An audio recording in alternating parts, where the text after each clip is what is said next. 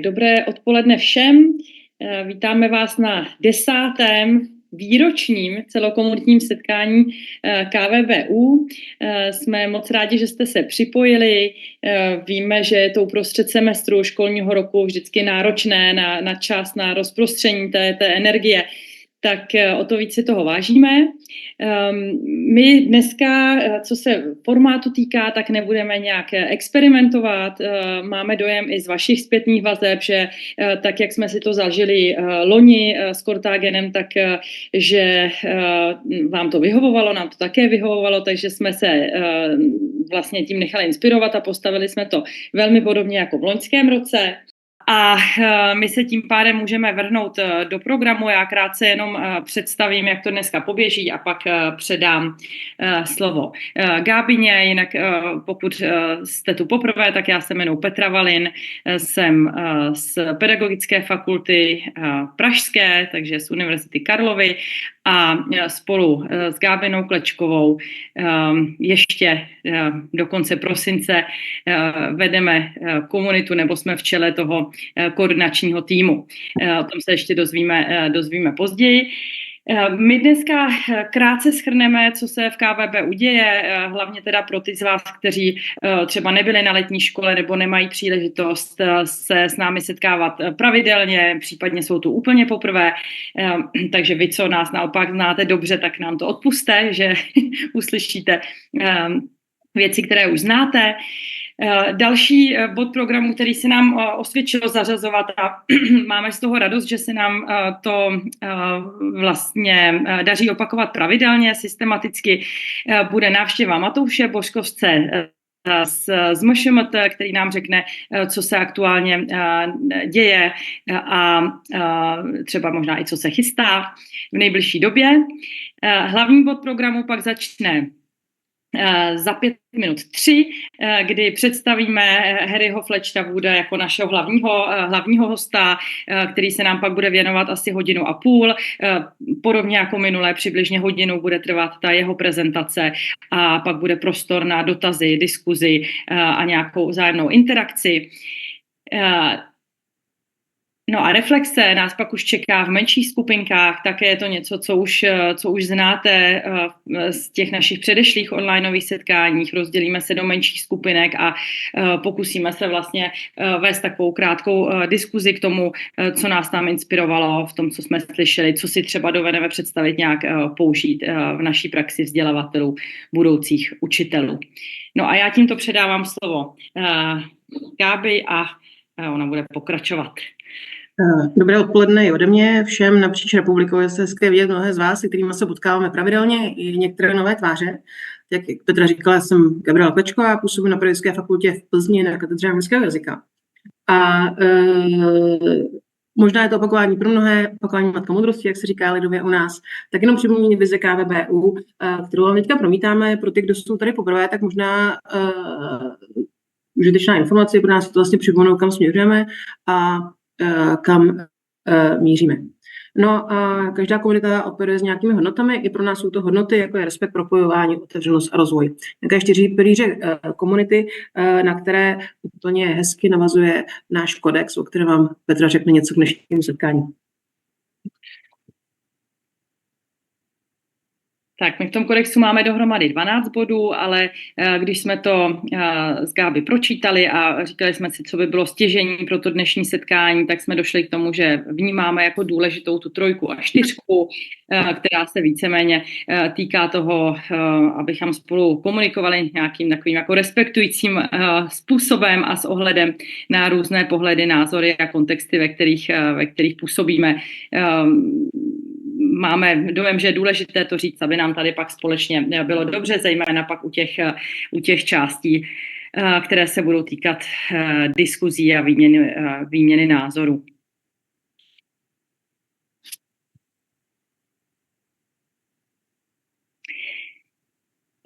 Několik dat ke KVBU. Máš pravdu, na mě koukám na Gábi, že je to její slide, ale není, má pravdu. Tak k dnešnímu dni má KVBU 522 zapsaných členů. Samozřejmě nejsou to Nejsou to všechno členové, kteří by byli aktivní, ale jsou to ti z vás, kteří projevili zájem třeba minimálně o to se setkávat jednou ročně právě u příležitosti setkání se zahraničními hosty.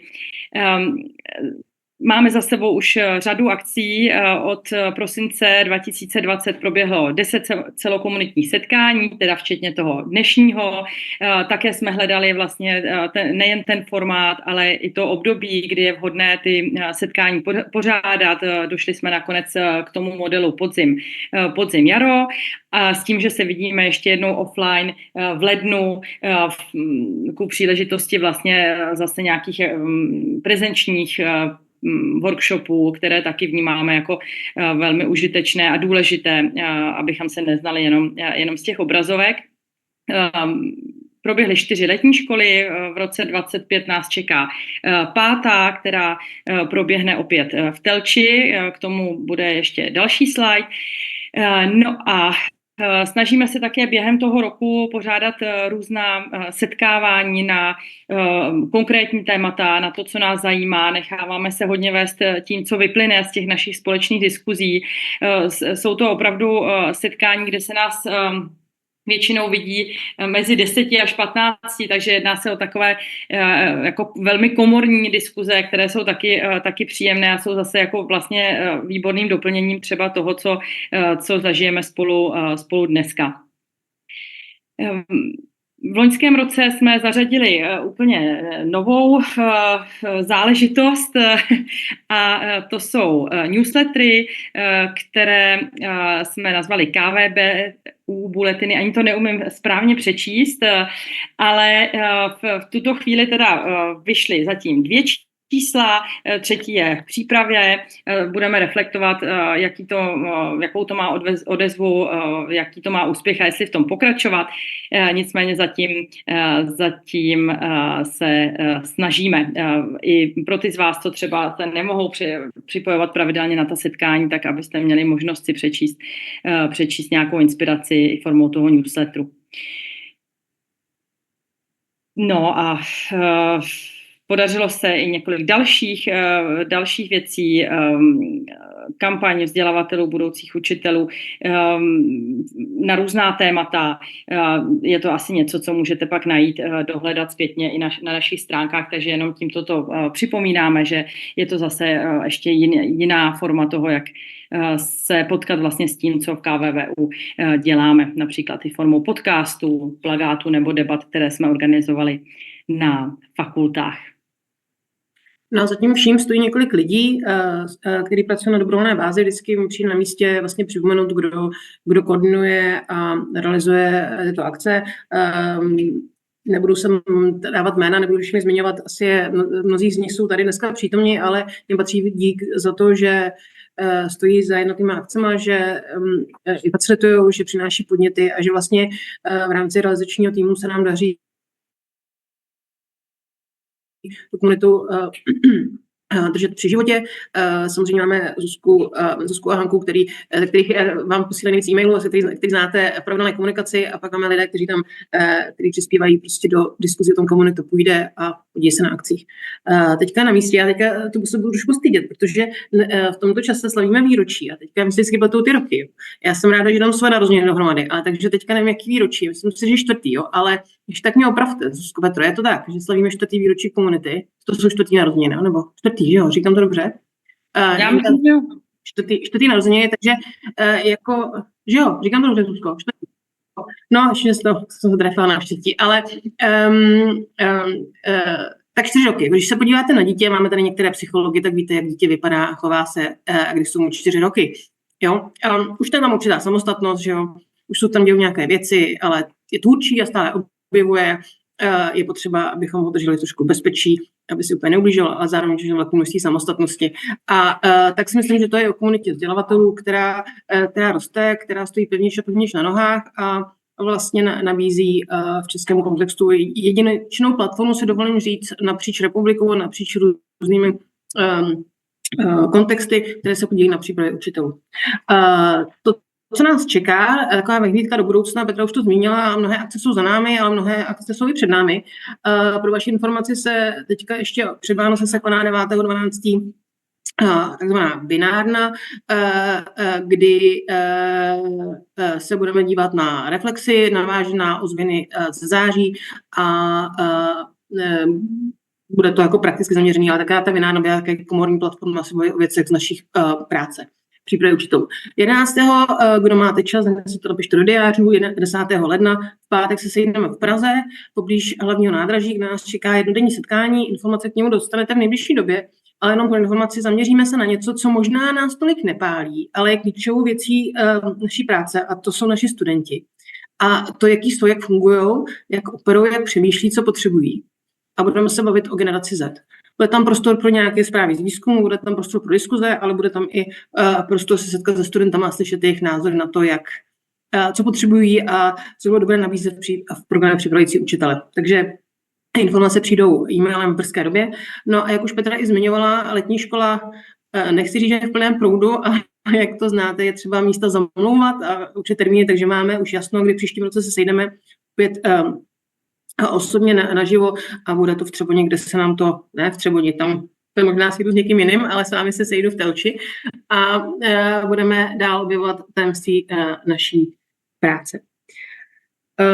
Než dojde na Harryho, tak jsme zmínili, že tohle ještě Petě, tvůj slide, pro mě, omlouvám se. Jo. Já jsem si říkala, že jsi taková hezky rozjetá, že asi na něj zapomeneme.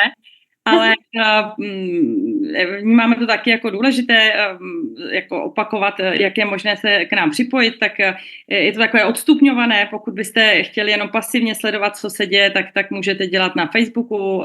Kdybyste chtěli už víc sledovat, co se děje, tak se můžete připojit do našeho online prostředí a diskutovat tam třeba právě na ta témata, která zvedáme v rámci těch vináren. No a pokud byste se chtěli zapojit ještě víc a poznat nás více naživo, tak pak doporučujeme to lednové setkání. Tady jenom úplně krátce doplním ještě to, co říkala Gáby. Nám se loni stalo, že se vás hodně přihlásilo, ale pak vás dorazila jenom polovina, což samozřejmě v těch online setkáních jako nevadí, ale v těch setkáních prezenčních, kde je to nějak omezené tím prostorem, tak je to pro nás pak vždycky blbá zpráva v tom smyslu, že jsme museli loni některé potenciální účastníky odmítnout kvůli té omezené kapacitě a vlastně jsme pak ten prostor nenaplnili. Tak vás jenom moc prosíme, když se přihlásíte a nebudete nakonec moc dorazit, dejte nám vědět, umožníte tím tak někomu jinému dorazit. Tak jo, a kdybyste měli jakýkoliv nápad na akci nebo téma, které byste chtěli sami třeba nabídnout, tak napište na e-mail nebo se s námi jakkoliv jinak spojte. Je určitě prostor a budeme za to rádi. Tak jo, teďka já musím říct, že jsem se nepodívala na účastníků, ale předpokládám, že tady bude Matouš Poškovec nebo někdo jiný z ministerstva teďka. Jo, já jsem tady. Jo, Matouši, už tě vidím, ano, kamera zapnutá. Tak jo, vítám Matouše Poškovce, kterého mnozí znáte jenom z aktivit ministerstva, ale hlavně z Komunity, kde se máme možnost potkávat a sdílet aktuální věci v rámci pregraduální přípravy učitelů. Takže Matouši, předávám tě slovo. Díky, že jsi tady s námi dneska. Já moc děkuji za tu možnost tady říct krátce něco k reformě přípravy učitelů. Já mám 3 slajdy, takže je s dovolením nasdílím. Snad to bude fungovat. Takže...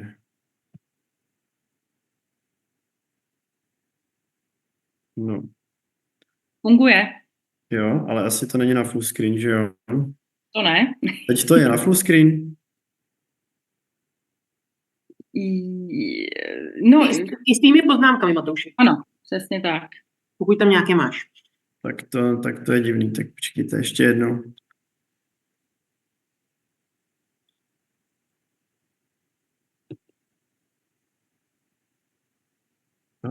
Jo.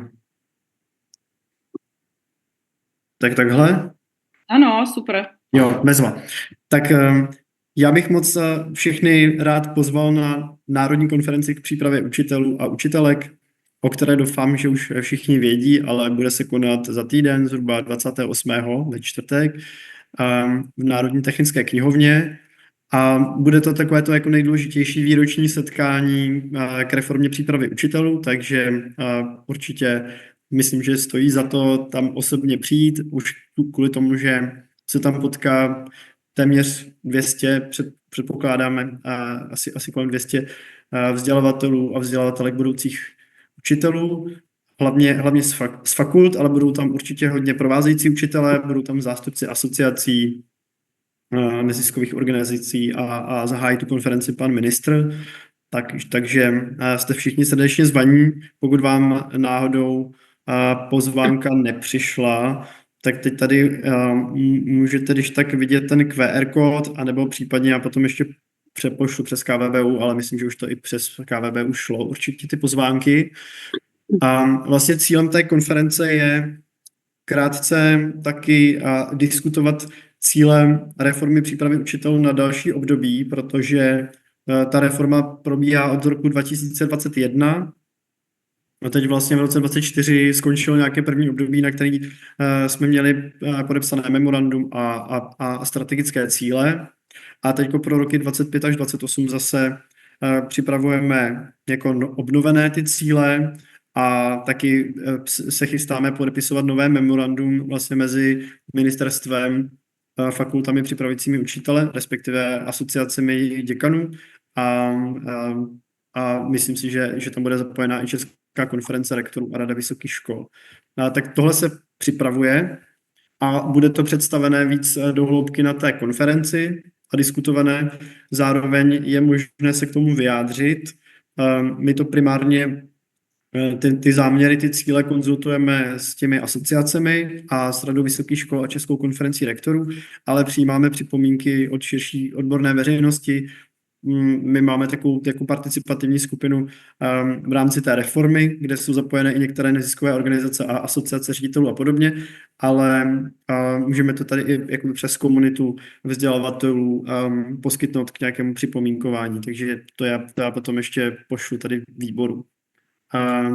Tak to je pozvánka na konferenci a zároveň pár informací teda k těm cílům. To bych tady krátce představil. Kdybych mluvil moc dlouho, tak mě prosím zastavte. Potom. Tak, cíle té reformy na další období. Navrhujeme tam těchto 6 cílů, které vychází z nějakých dlouhodobých diskuzí, hlavně s asociacemi.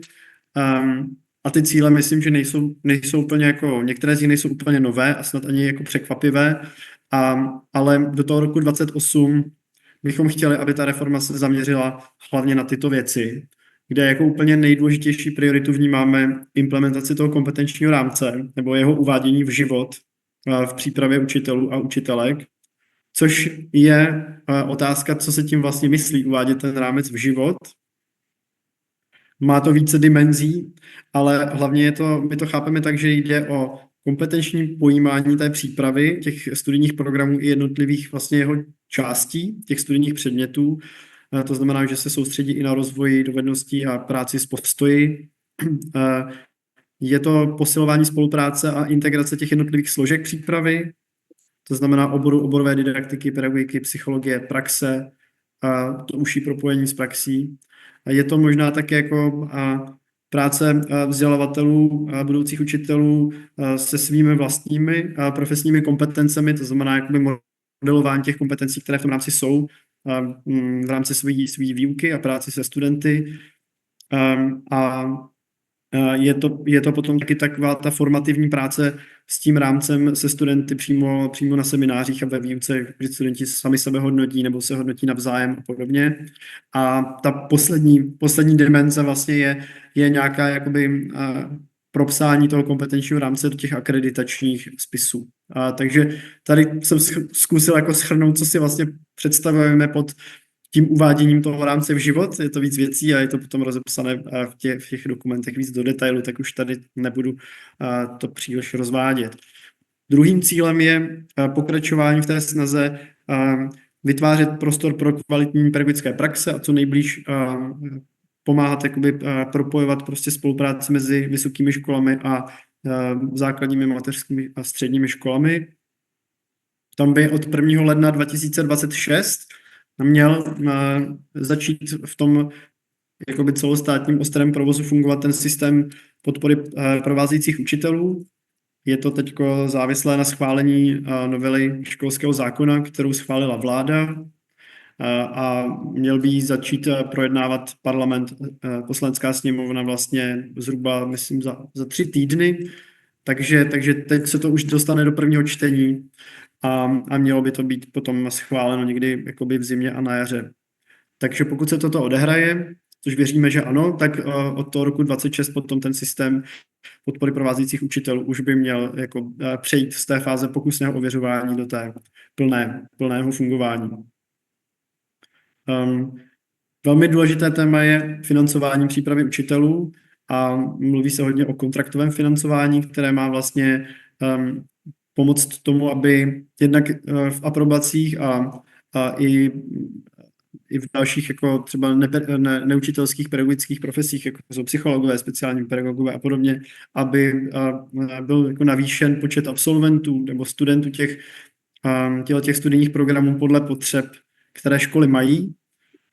Takže to je další cíl, který jsme tam dali, a je to samozřejmě hodně toto i věcí jako rozhodnutí potom politické reprezentace, ohledně rozpočtu a tak dále, takže to má spoustu jako dalších souvislostí, ale vnímáme to jako klíčovou věc, aby podpora nebo aby příprava učitelů byla financovaná takovým způsobem, který umožňuje co nejvíc naplňovat ty potřeby škol, které mají, a zároveň, aby umožňoval právě třeba větší míru seminárního vzdělávání, interaktivní výuky a tady těch věcí, které jsou zase náročné prostě na finance. Takže tenhle rozměr tam určitě je, ale samozřejmě, že je důležité, že o tom v podstatě rozhoduje do velké míry a potom politická reprezentace, jestli ty rozpočty se opravdu navýší nebo ne.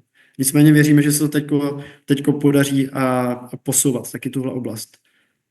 Ty další cíle tam jsou vidět na té prezentaci, tak já už asi je nebudu moc rozvádět do detailu, ale chceme určitě se snažit podporovat rozvoj výzkumu, protože výzkum s přípravou učitelů velmi souvisí a my si nemyslíme, že by ta příprava měla sedít pouze, řekněme, na základě zkušeností z praxe, ale taky na základě výzkumu, a tyhle ty dvě věci v žádném případě nejdou proti sobě, a naopak se hrozně moc důležitě jako propojují a doplňují, takže chceme myslet samozřejmě i na tenhle ten rozměr.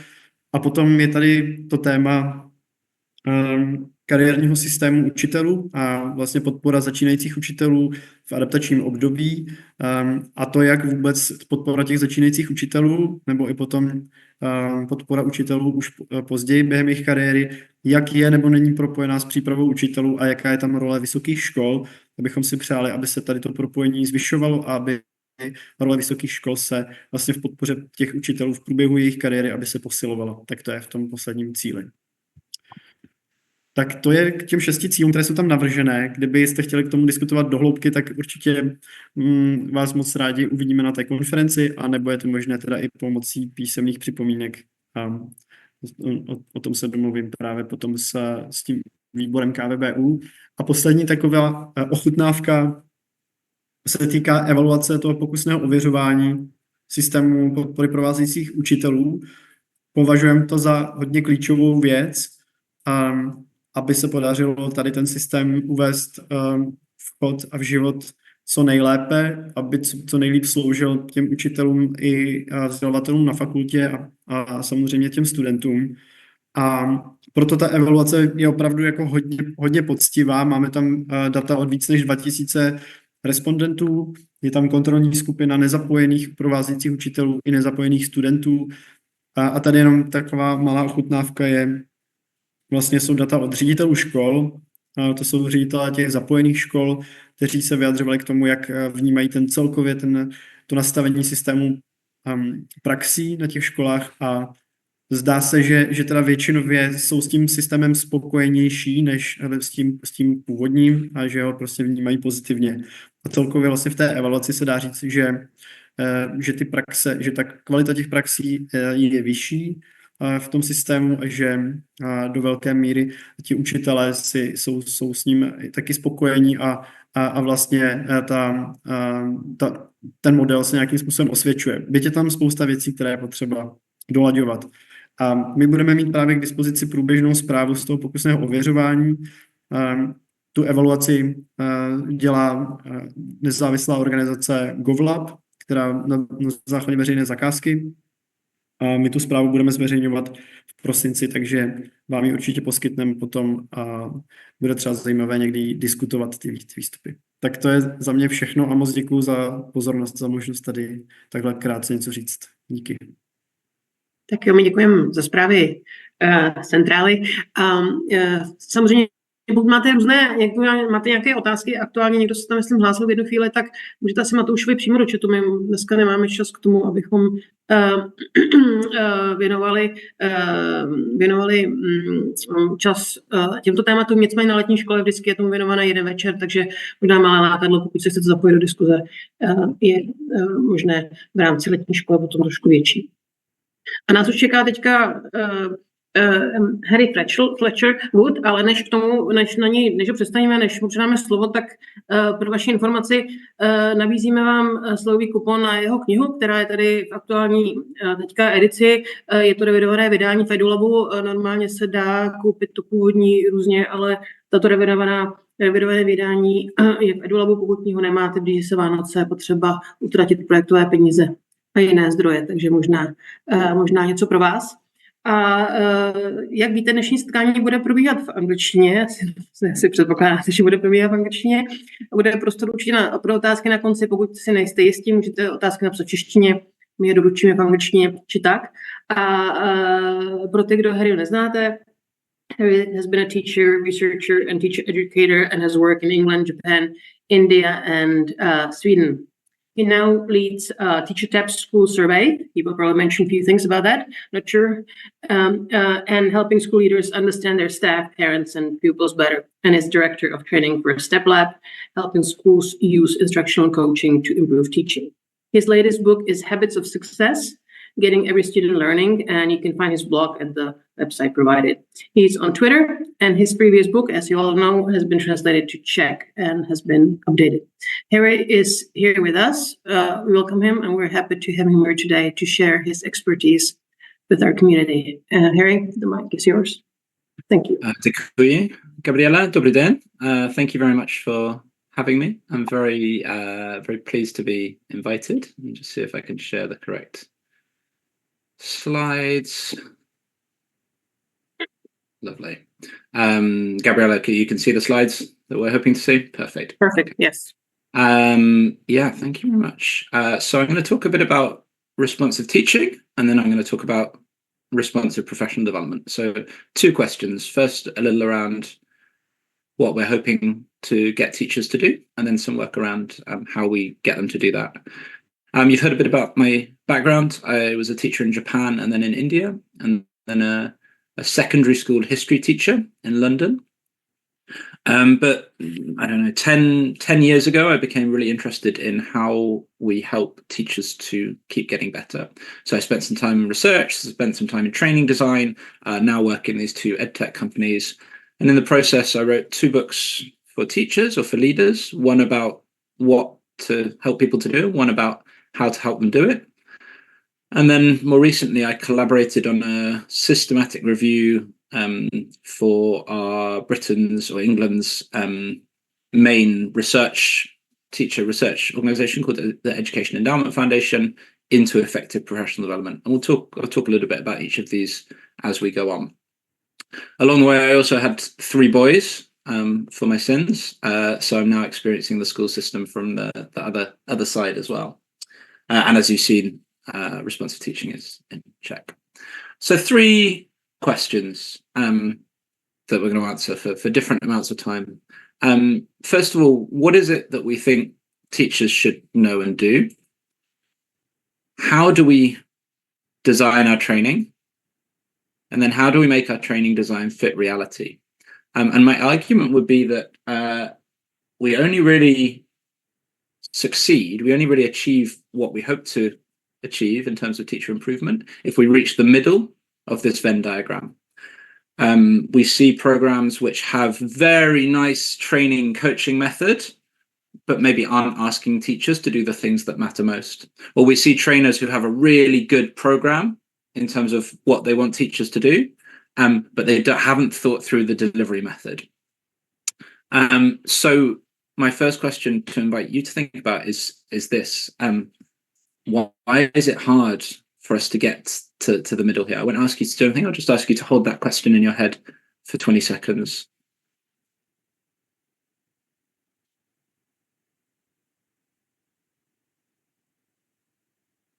So my argument here would be most programs, at least most programs in England, most programs that I've read evaluations of, don't get all three of these things right. They have nice ideas and good design, but then reality gets in the way.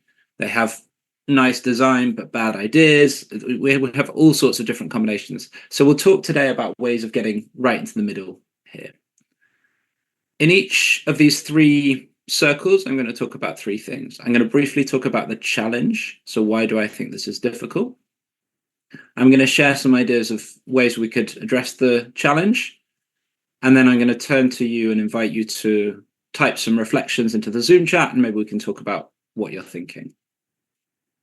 I'm going to go quite fast. I'm deliberately trying to make myself go slow because I'm conscious that I get to speak in my language, which is a privilege. But I'm going to cover a lot of ideas quite quickly because I'm sure some of the ideas will be familiar to you. So I feel like the more ideas I share, the more likely it is that at least one or two things make you think, that's new, that's useful, I could do something with this. So this first question, what do we think teachers should know and do? I'm mostly drawing on responsive teaching in my answer to this. The challenge. Mary Kennedy and Doug Lemov talk about the difference between what they would call endemic or persistent problems and exotic problems.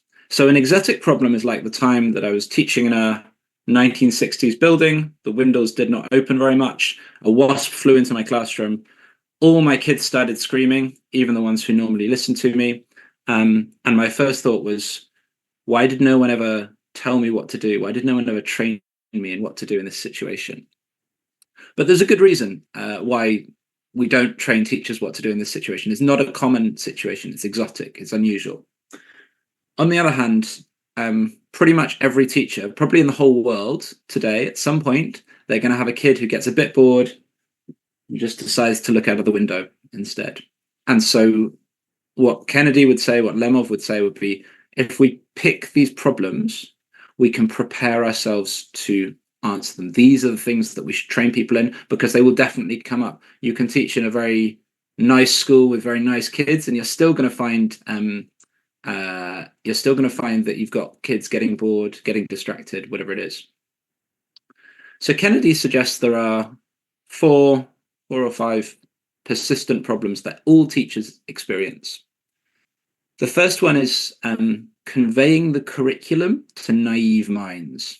So what she means by this is the things we want people to understand are very complicated. We as teachers have spent many years studying them. We have to make them simple enough that students understand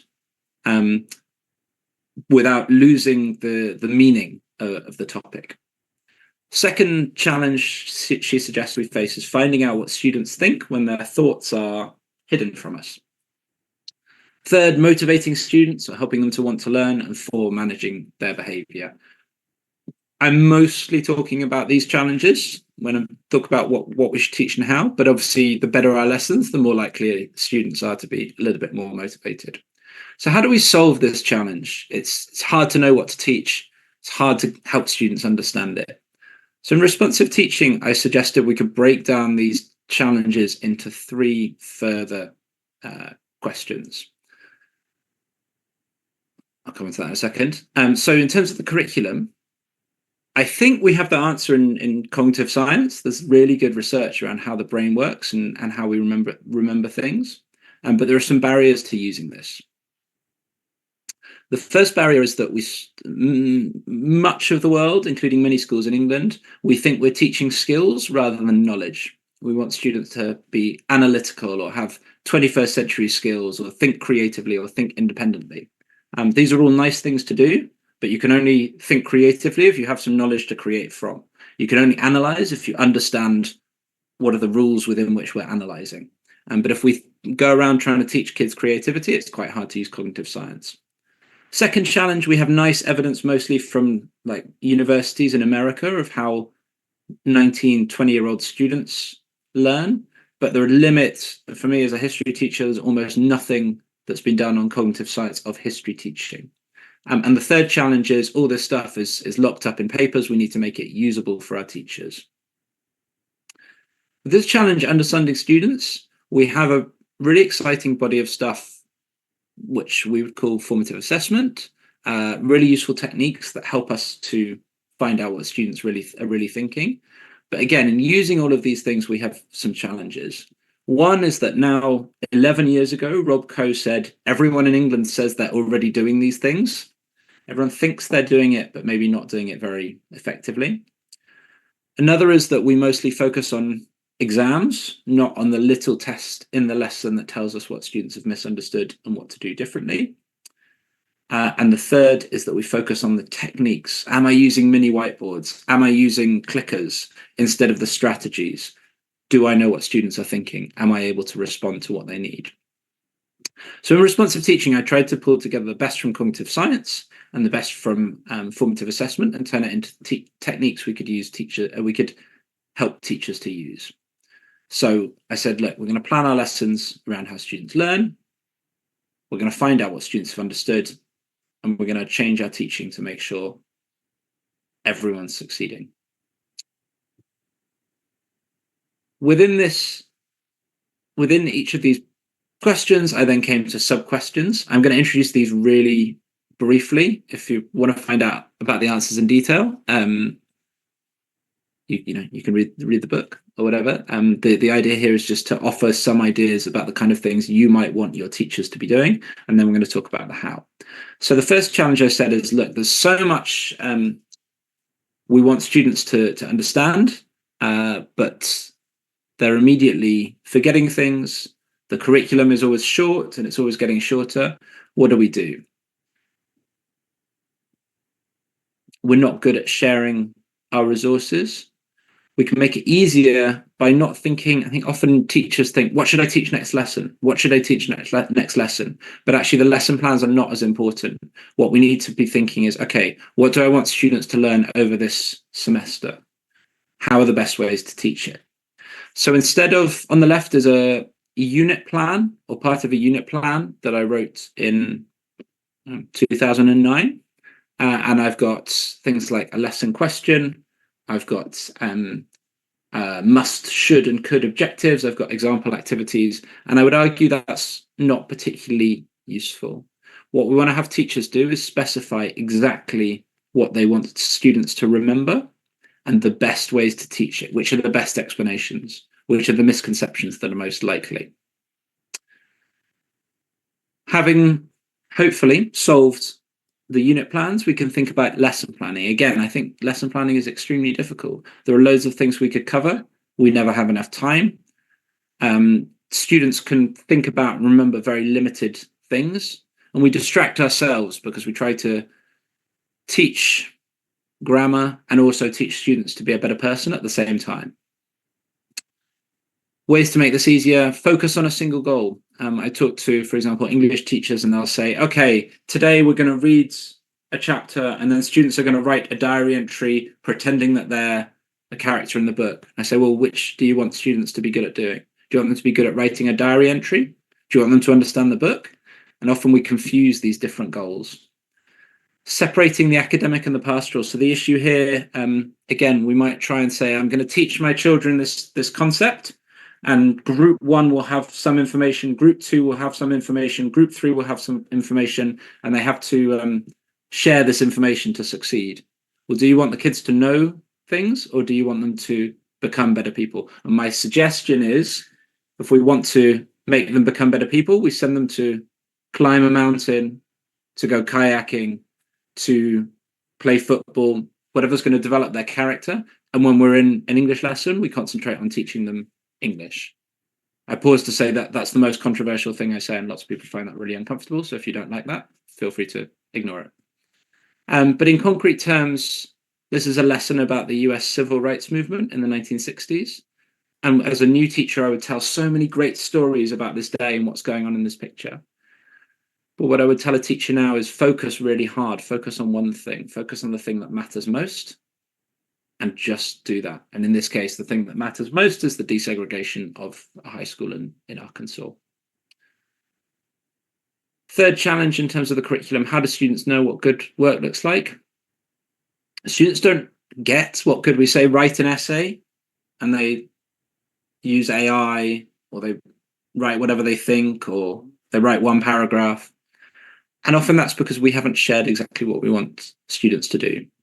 So I think we need to share models and break them down and ask them to use those models in their writing.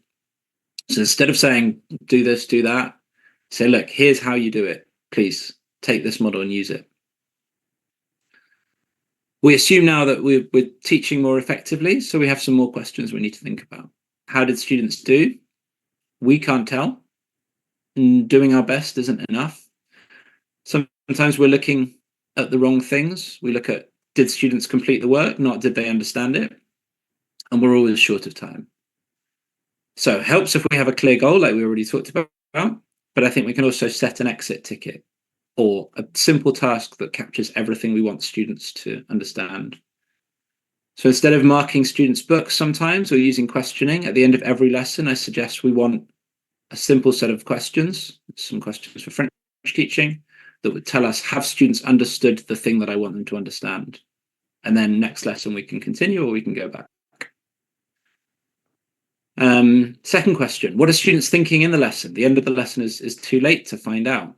Students are constantly confused. It's hard to know what they're confused about. It's easier if we know what they might be confused about in advance, and we can then use a hinge question to elicit these confusions. So instead of being surprised what's going on, this is an example of a hinge question. Each of these answers tells me that a student has made a different mistake in the way they approach this sum. And that means if they say B, I know what I have to talk to them about. If they say C, I know what I have to talk to them about. And then final thought, how can I help all students to improve? We're short of time. Students don't know what to do with feedback. They don't use feedback. We can give them less feedback. We can focus on their response, and we can encourage them to respond. So instead of writing loads of details, I think effective feedback looks something like this. One strength, one weakness, and something to do now. Final thought on responsive teaching, designing responsive teaching. When people perceive that others are responsive, they perceive that someone understands them, that their thoughts are valid, and that they're receiving help to improve. And that makes for much better relationships. So if we can achieve this kind of responsiveness, our students are going to learn more, and hopefully they're going to be happier. That's the whistle stop tour. It was, I don't know, 2-3 years to write the book. The book is 150, 200 pages. There's loads more I could say, but I'm conscious that your job is as much about helping teachers to change as about what you want them to do. So I've made that very short, maybe too short. If I invite you now to reflect, I've shared some things that I think we want all teachers to do and what they're organized around. What do you agree and disagree with? Are you happy with the way you solve persistent problems? And is your solution shared among the other teacher educators that you work with and the schools that you're working in? I'm going to pause now for 2 minutes. I invite you to type your answer. You can write in English, you can write in Czech, whatever you feel most comfortable. I'm only going to read the English ones, sorry. And we'll see what you're thinking. So I'm going to stop talking for 2 minutes to give you time to write. You can ask questions, you can comment, whatever you like.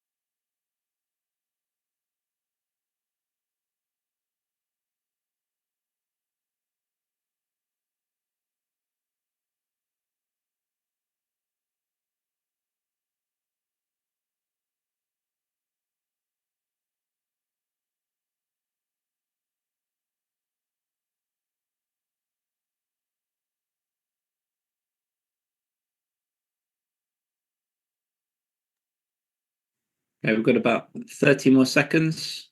Invite anyone. Feel free to add any comment, any question, anything you disagree with.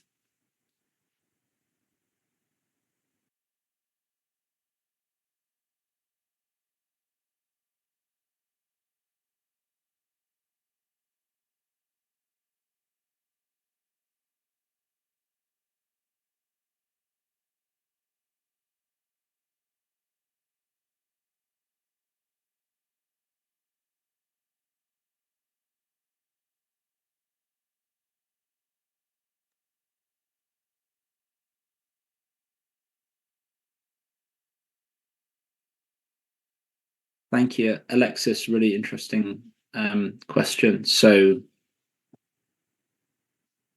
the things that students need from teachers are the same things that teachers need from us, right? So students need a model of an essay, a project, a picture, whatever it is. The teachers need the models of good questioning, good lesson planning, whatever it is. What are we doing in England? So yeah, we're going to come on a little bit to talk about what this effective professional development looks like. I'm not going to pretend that we have perfect anything at the moment in England. But Step Labs are one of the places that I work. Within the platform, we've broken teaching into action steps. So explaining with a concrete explanation, explaining and using your voice to make the explanation sound interesting and so on. For each one, we have a video, like 1-2 minute video from a real classroom to show what it looks like. So I think this is one thing. I think the other part of it is the monitoring, the feedback, so making sure we're coming to the classroom and giving really precise feedback. So yeah, lovely question, and we'll talk more about that next. Martina says there's an overload of teaching content. I mean, I think this is a universal, because the content is written and everyone they want this, they want that, and no one ever stops and says, how are we going to take things out? How can we have fewer things?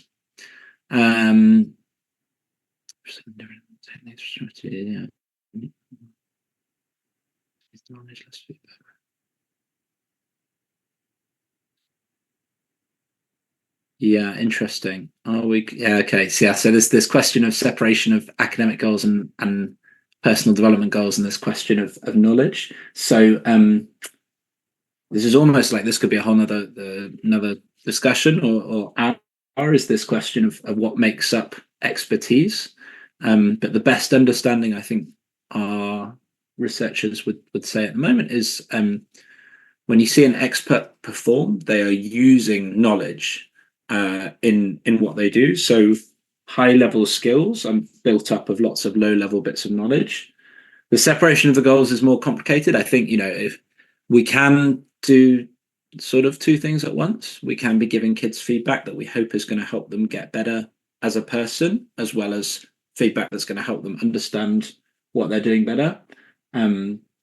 But if we say, for a simple message that I wish more teachers would listen to, is know what you're doing at any one time. Maybe you're going to have 50 minutes in the lesson to teach knowledge and 5 minutes at the end to talk about how you're becoming a better person, something like that. But being clear, instead of saying I'm trying to do everything at once and then not having very clear goals. Okay, I'm going to keep going. And we're going to talk about now the next question. Do I need to do anything to the screen to do this? Not going to do it. Here we go. Can you see my screen now? Yeah, lovely. Okay. So we're going to talk on about the second issue now, and the one that some of you've been asking about already. So let's say we know, we're confident, we've agreed what we want teachers to know and do. We haven't yet, but let's imagine for a minute.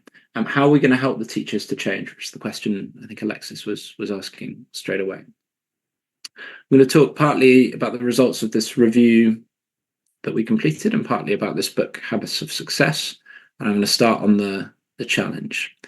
Here's some data from TeachTap. So TeachTap surveys 10,000 teachers every day in England.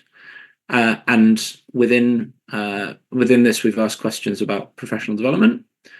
And around 40% of teachers say that the professional development they receive is helping them get better, although very few people strongly agree.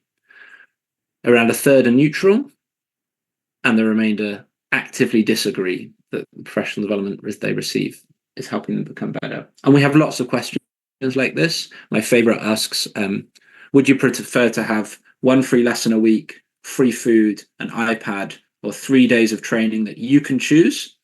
And obviously the biggest response is people want one free hour a week. But free food is as popular as training that you can choose. And I think this is a good warning to those of us who work in teacher education. People are skeptical often about what we do. Linked to that, we've got another problem, which is that change is extremely difficult. And we can tell that when we look at giving people the choice between change or death. If people receive a heart bypass operation, they need to change their exercise and their eating to avoid another heart bypass or death. But if you come back to them 2 years after the operation, you find just 1 in 10 people has made a lasting change. Now, if we find it hard to change our habits of eating and exercise, we're definitely going to find it hard to change our habits of asking questions, our habits of how we interact with people. If I ask you to think for yourself, when did you last change any of these things? Now, maybe you just moved house, or maybe you just started eating a different breakfast. But if I ask you 10 or 20 questions, for most of you, you're going to say, I've been going the same route to work for 5 years. I've been having the same breakfast for 3 years, 10 years, 20 years, whatever it is. Most of what we do every day is a habit on some level. So what do I mean by habit? Imagine that I decide I'm going to get more fit. I'm going to start running every day. Tomorrow I'm going to get up at 7 and I'm going to go running. But actually, when I wake up tomorrow, it's raining and it's cold and I think, I'm just going to stay in bed. Let's imagine instead that I get up, I drag myself out of bed and I go running. And actually I do it the next day and the next day. And what begins to happen is that 7 o'clock becomes the time that I'm going to go running. Even if it's wet or cold, I would just feel really strange if I didn't go running every morning. And this is all a habit is. It's an automatic link between a situation and a response. If you've ever left the house on a Saturday and started to drive to work, this is an example of a habit at work. Now, habits are really helpful in some ways because the classroom is so busy. If I have a habit, I always give kids papers this way. I always ask questions this way. I don't have to think about it. And that makes it a lot easier to deal with all the things that kids are doing in the classroom. But if I then try and change the way I give out papers or change the way I ask questions, it becomes really difficult for me because I'm already in this habit. So people are critical of professional development. Change is hard, often because our habits are stuck. How do we change this? The first thing we need to think about is turning ideas into habits. So instead of saying, okay, I want to be a better teacher, I'm going to ask questions differently. I've got to think of a rule almost. Every time a student says, I don't know, I'm going to give them a hint because I don't want students not speaking in my classroom. Every time a student gives a good answer, I'm going to ask them a harder question to challenge them a bit more. So instead of just saying, I want everyone to participate, fine, you want everyone to participate. How are you going to make that happen? We have to pick these specific habits. Let me give you an example. I worked with a teacher educator a few years ago, and he said, I think teachers are asking too simple questions. How do I change that? And I said, well, we worked this through and we said, well, okay, we could get them to plan the questions, script the questions in advance so they target key ideas. But how do we know that teachers are doing it? How do we know that they're targeting the key ideas? We don't know. Well, okay, what if we ask the teachers to find out from the students what the key misconceptions are from the lesson? This is helpful because it gives them something to target the question on, but it's still not clear whether teachers are doing it or not. Okay, what if we ask teachers to bring data on students' misconceptions to the department meeting? We end up actually with something like this. This is still a really simple thing to ask people to do, but I think it's powerful because we've given them a really clear focus. We have a way of checking that it's happening. And so we can get into a loop. They bring their question, they bring their answers to the department meeting, the department talk about them, we help the teacher ask better questions, we make sure they're doing it, and so on. So we need to go from this big ideas, challenge, ambition, feedback, whatever it is, into really concrete things that teachers can remember to do even when they're super busy. Okay, so we have a habit. How do we build these habits? In our review of professional development, we suggested that professional development can do 4 different things.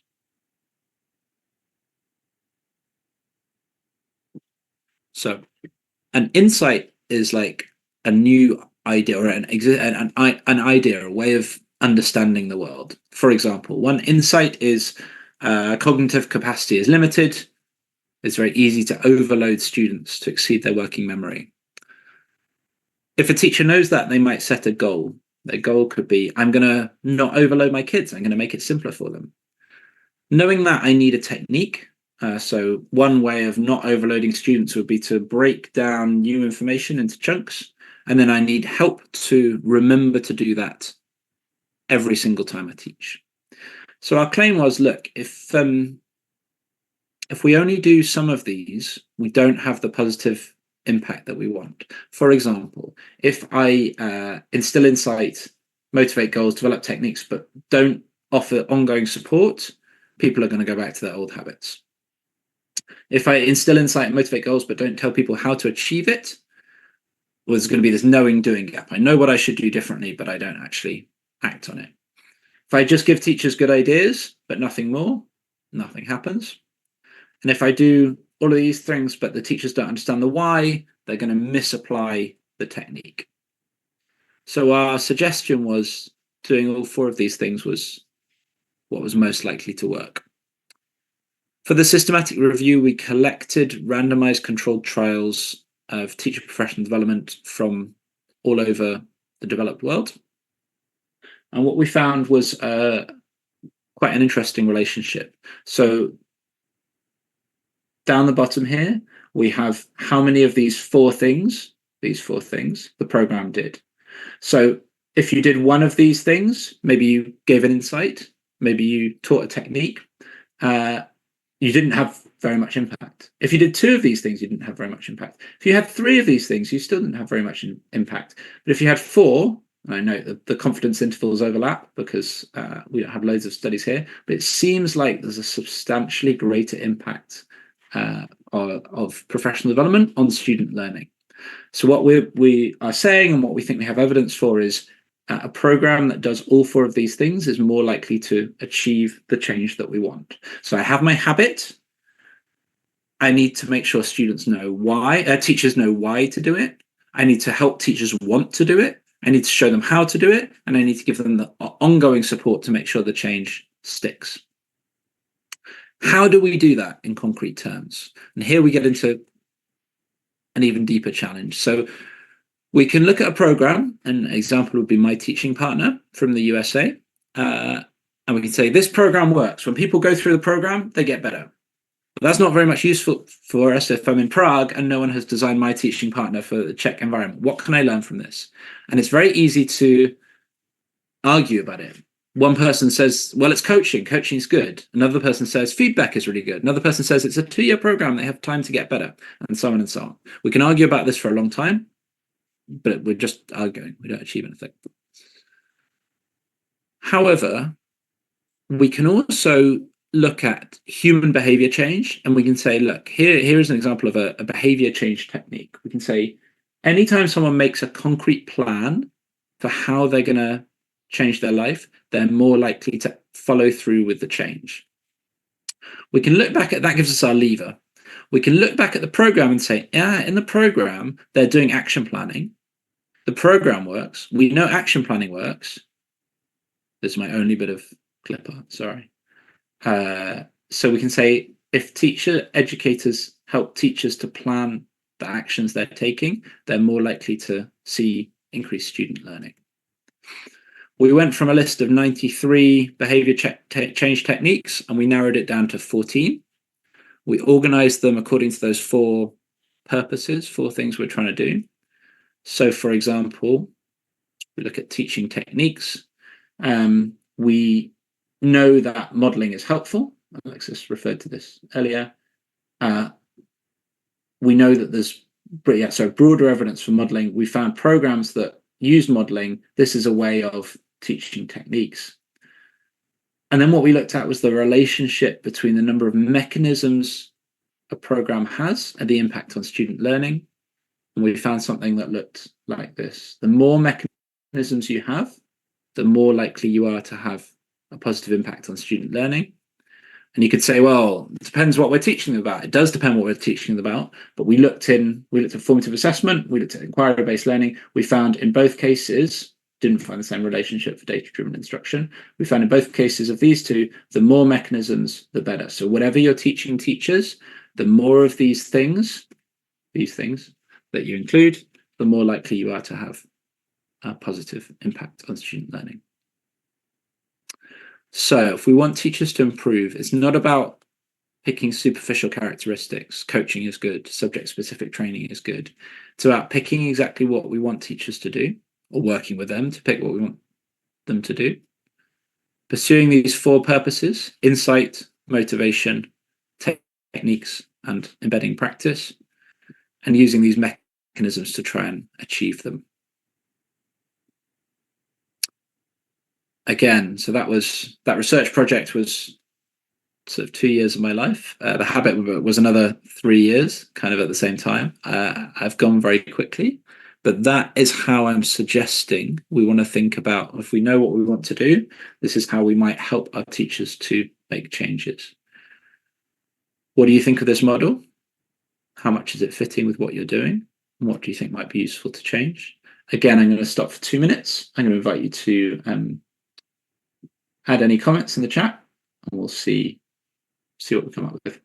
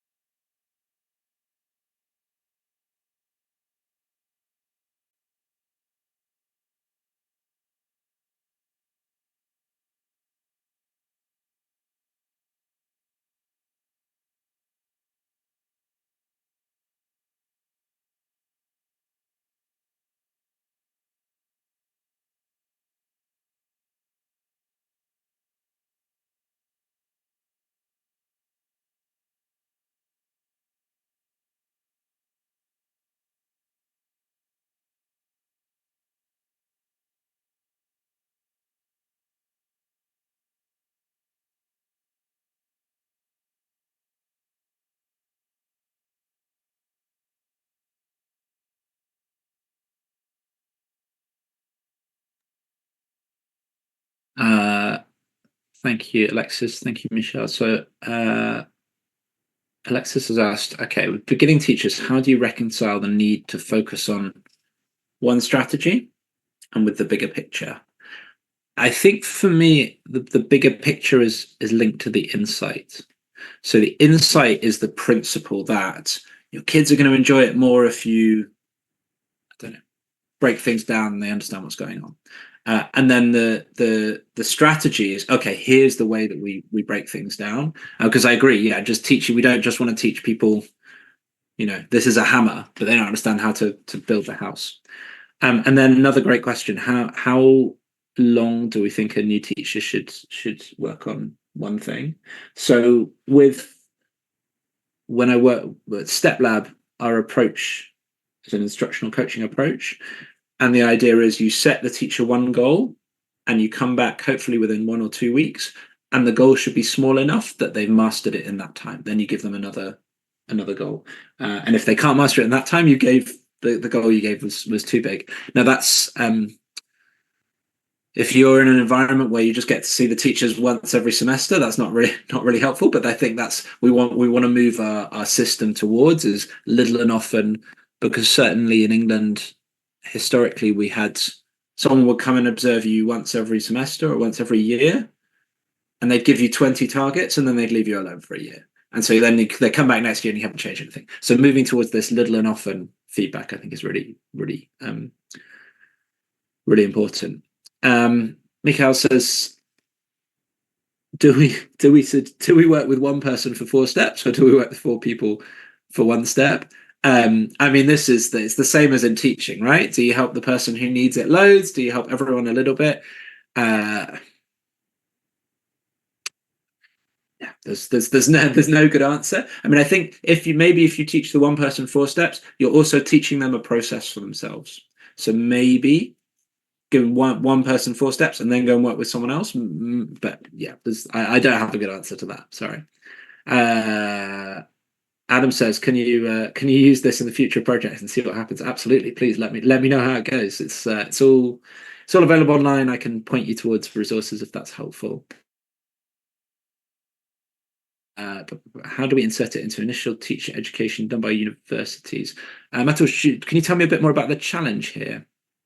Yeah, well, I think that usually the teacher preparation at universities is somewhat academic and needs to be, because the students are learning like the very basics of the subjects and so on. And these things are more like on the job learning, this model, I think. So how can you link the two together? Yeah, so great, thank you. So the most obvious application is to use it in the school during the sort of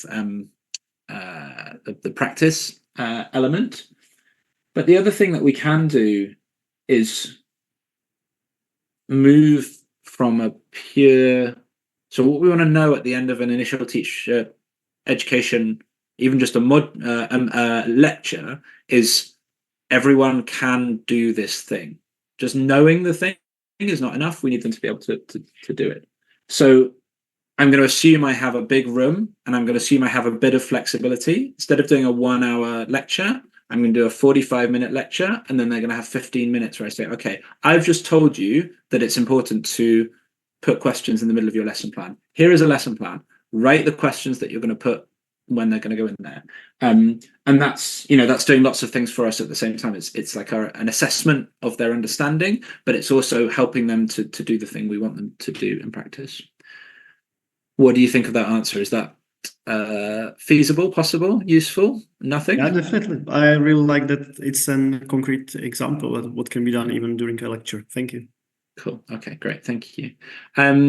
Petra says, what do we do with a teacher who it doesn't believe the thing that we're asking them to do? And this is the insights piece. Okay, so my insight has to be the way I'm teaching now is not so effective. I need to change to find a more effective approach. There's quite a lot to do around here. Part of it, I think, is in the modeling that we do, showing them the way that we do things. Part of it also, there's a model that I talk about in the Habits of Success book called headache aspirin model. So if I come, it says, look, you sell aspirin, you sell paracetamol. What you want is a customer with a headache. If I come to you and say, take some paracetamol, take some aspirin, you'll be like, who are you? Why are you giving me these drugs? Keep away from me. But if I come to you and you have a headache and I say, I got some aspirin, you're going to be like, great, okay. So instead of turning up to our training, to our lecture, whatever, and saying, hey, I've got this great thing. If I walk into a school and I say, hey, I've got this great thing you should do, immediately everyone's going to know why they shouldn't do it. Who are you? You teach a different subject from me. You don't know my kids. But if I walk in and say, okay, did any of you find that the kids forgot the thing this week that you taught last week? Everyone's going to be, yeah, sure. And I was like, okay, why do we think this is? And now they've got the headache. They're frustrated about things. And then I think we can start to say, well, okay, maybe it's interesting for us to start talking about ways of reducing forgetting. And here's a technique you might want to consider. So that's just one. I mean, there are loads of other things that we can do. We can point to social norms. So we can say, look, everyone else is doing this.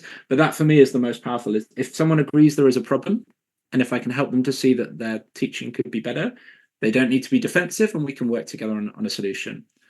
Petra, what do you think? Would you buy that? Yeah, I think I believe most teachers are persuaded that a change is needed. So, but there are still some reluctant teachers, and so we have to find out how to create the headache, or to make them change. And also going back to Alexis's question, we have a question of who we target, right? If we've got a teacher who's like, I don't want to change, you're never going to make me change. Okay, we'll work with everyone else. And in a year or two, we're going to find they're going to start hopefully learning from their colleagues. And then Lucy said, we tell teachers to do all these things and then they just don't do it. They forget immediately. And this was the thing that originally made me really interested in habit, was this experience of training people and making my training as good as I could make it. And then I go and see them in the classroom and they just wouldn't be doing any of the things I'd asked them to do. And I found that incredibly discouraging. But I think, if we look at this, okay, I'm not going to ask you to do 10 things. I'm going to ask you to do one. We're going to practice. I'm going to keep supporting you. We can maybe try and move away from this. I don't know. We'll see. Cool. Great questions. Martina, I've not lost sight of your question from the previous one. We'll come back to that at the end, if that's okay. So we have some things we want teachers to do. We think we want to be teaching responsively. We think we want to be using cognitive science in terms of how we plan the lesson. We think we're going to be using formative assessment in terms of how we check understanding. We have some methods to try and help teachers change. So we've got these 4 things: insight, motivation, techniques, and practice, and these mechanisms that are going to help us. Well, then what's going to happen? And we kind of already alluded to this. Now, some of this is school-based, but I think it applies wherever we work. I'm drawing on, I had a course for 5 years with people whose job was improving teaching in schools, and I was trying to support them. And also from what I see from the surveys that I run through Teacher Tap. First thing we see is that every year, a lot of people in schools make a plan that looks like this. And by the end of the year, it looks like this. So they had this plan, they had this good idea.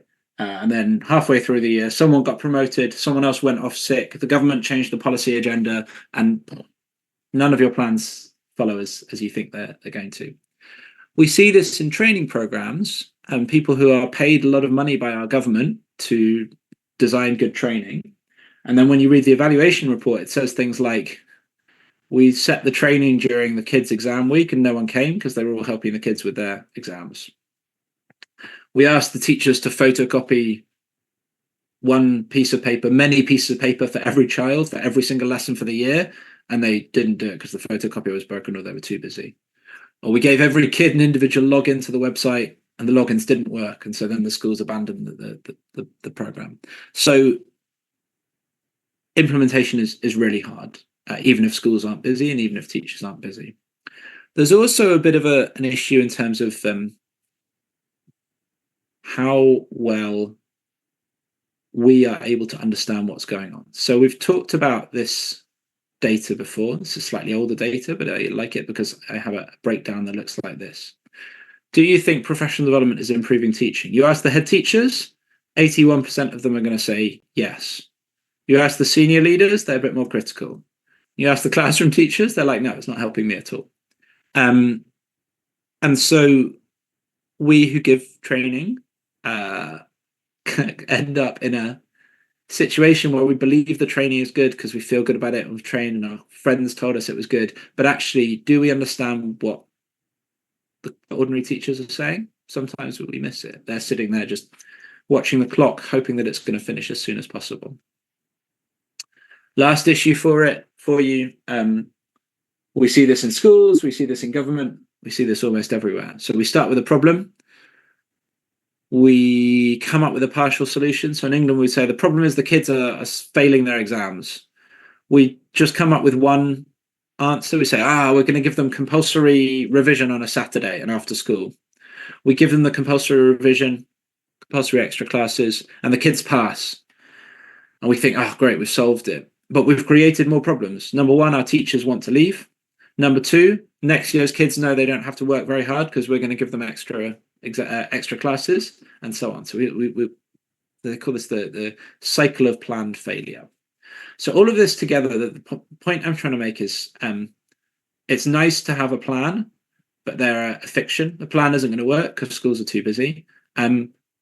We have to plan around reality, and it's hard to know what those realities are for other people. We've got our agenda. It's hard to know what everyone else is thinking.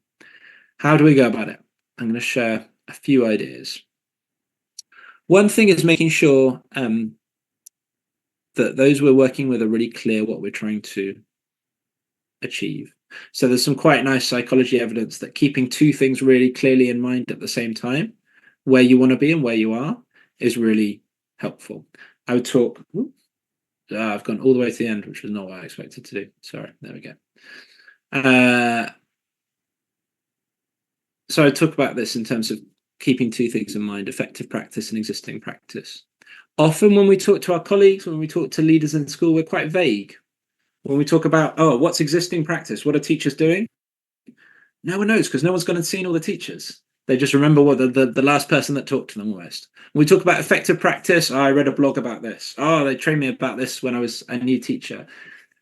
So whenever we're trying to bring in a change, sitting down with everyone who's designing the change and really agreeing, reading around, sharing examples, getting them to a point where everyone's clear about exactly what we're trying to do is really important. I don't know if you're familiar with the Peter Bruegel's 2 pictures of the Tower of Babel. But when we are all able to speak a common language about the kind of teaching we're trying to achieve, it's much more likely we're going to be able to build something, achieve something.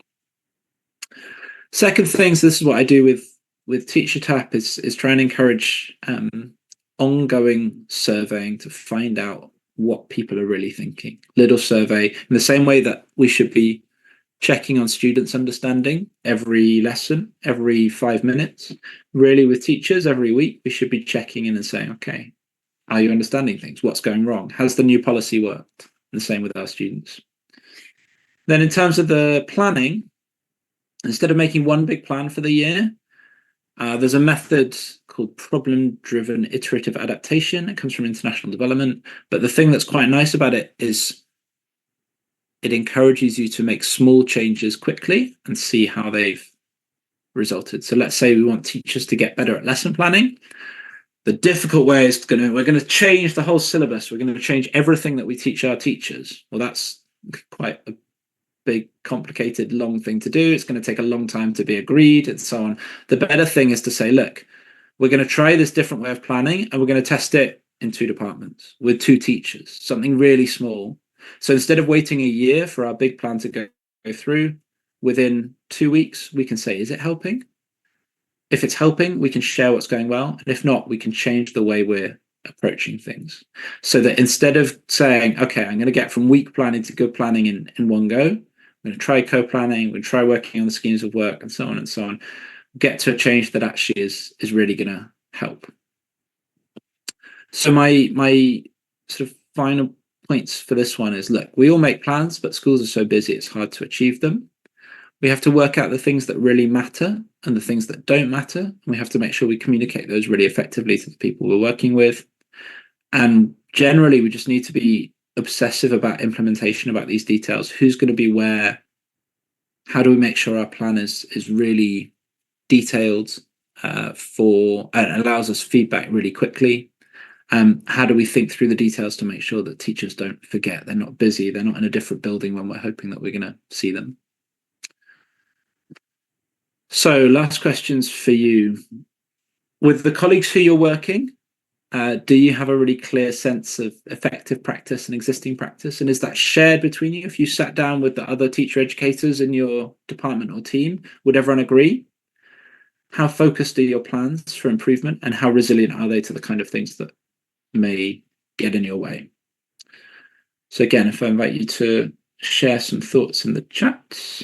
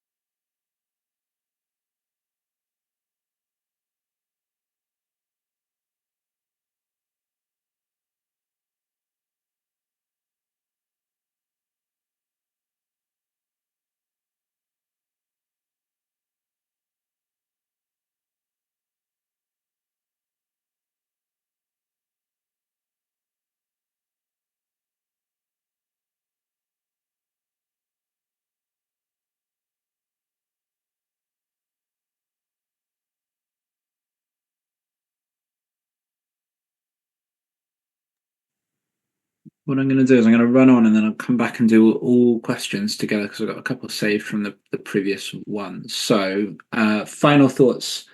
If I leave you with one thing, I hope it would be this diagram and thinking about these all of these things together, that it's not enough just to know what we want teachers to do. We need to have the how, and we need to have the implementation working really beautifully. And it's really difficult to do all of these things at once, but the more we think about all of them, hopefully the better we're gonna manage. Here, just in terms of a wrap up, and then we can talk about questions. On my blog, I've written about loads of these things, and it's kind of fairly easy to get to. We've got the books, this is the Twitter, and this is my email if you want to get in touch with me at any point. So I'm going to stop there, and I'm going to pick up the three questions that I've got saved so far. So Martina asked at the end of the first pause point, if we show students the model, will they just copy it, and will it kill their creativity? This is a really interesting question, and what I find, one of the things I find very interesting about it is if you talk to primary school teachers and secondary school teachers, you get a very different answer. So when you talk to secondary school teachers, they're really worried about this question. Kids are just going to copy it. You talk to primary school teachers, they're like, of course you've got to show the kids how to do a thing. How else are they going to know what to do? But when we look at sort of people who are trying to achieve high performance, we see that they're more like primary school teachers than secondary school teachers. So if you think about anything practical you've ever tried to be good at, could be a sport, cooking, music, painting, anything like this. You take the model, you learn to copy it, you learn, if it's painting, the brush stroke, you learn, if it's football, how to do the steps. And then when you're really, really good at the steps, then you can go and be creative. Often, when we don't give kids the model, we're kind of leaving them, we're expecting them to be creative, but they don't even know the steps. So if I give my students, think again in terms of history teaching, if I give them a model essay and they copy it, that tells me something quite interesting, which is quite useful. It's very obvious to me. And I know that I need, and copying is almost the first stage. I can say, okay, you can take the copy, but just change some of the words. That's the first step. The same way, I mean, tomorrow night I'll be singing with the choir that I'm part of. For us to sound beautiful together, the choir teacher has to teach us the notes, and then we have to stick it all together. So my argument, which you may or may not choose to accept, is that creativity, and if you look at Picasso's early paintings, he went to fine art school, he learned to paint like everyone else, and then he went and did crazy things. So creativity rests on a basis of expertise and a basis that begins with imitation. We talk about imitation, adaptation, creation.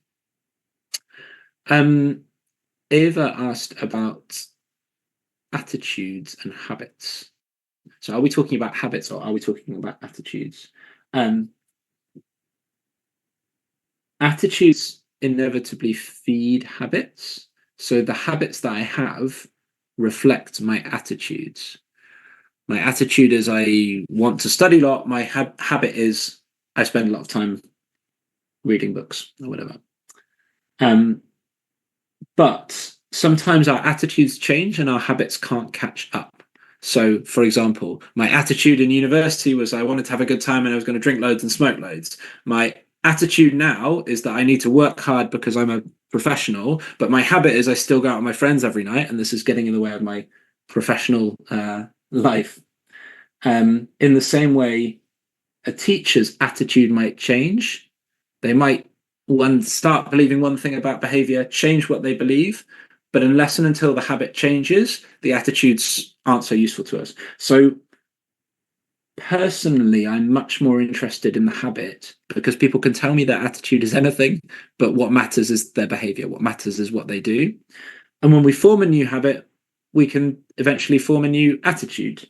So maybe I start this running habit, and my attitude, if I go running every day, my attitude becomes running is really important.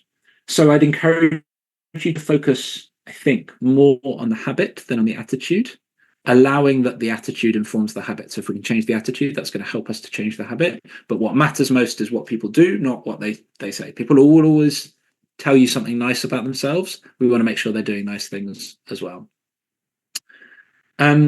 Alexis has a couple of interesting points. Hard to discuss what effective practice looks like with colleagues. One of the reasons why I talk about this if I'm sort of talking to schools about this question is that often when I talk to a teacher educator, I say, what does everyone believe about teaching? And they're like, we've never talked about this in the leadership team meeting. And it's because they're shy, they're reluctant to bring this issue because they know people are going to disagree, as you've said.